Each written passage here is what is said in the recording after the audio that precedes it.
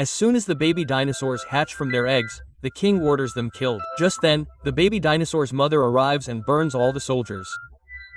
To save his life, the king kneels before the dragon and promises to sacrifice a princess from the royal family every year if he's let go. The dragon agrees and releases him. But instead of sacrificing the royal girls, the cunning king chooses the most beautiful girl in his country and deceitfully sacrifices her every year. Many years pass. This time, the king chooses a beautiful girl from a poor family to sacrifice.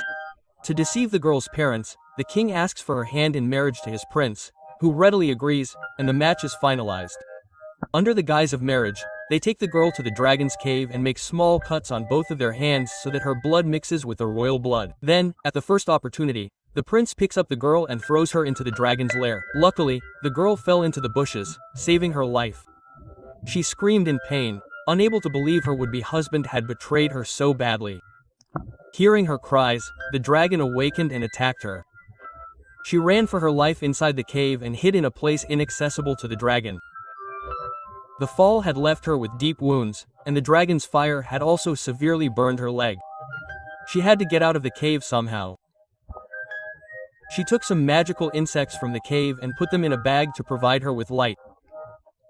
But the pain prevented her from moving and she fell asleep. When she woke up, she found the insects stuck to her wounds.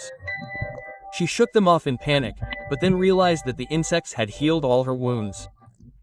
Now, she saw a map leading out of the cave, which she followed to find her way out. But she was still at a high altitude, making escape impossible. The girl called out to someone below, but no one could hear her from there. Suddenly, a dragon appeared from outside and attacked her, but she couldn't catch the girl. Now, the girl was forced to confront the dragon, so she took her father's sword and faced it. The dragon grabbed the weakened girl and drove one of its sharp claws into her back. The girl also took out a knife and gouged out one of the dragon's eyes. Raising her sword, the girl thrust it at its throat, but the powerful dragon was unfazed. The dragon grabbed her in his fist, but she struck his hand again, causing the dragon to fling the girl away.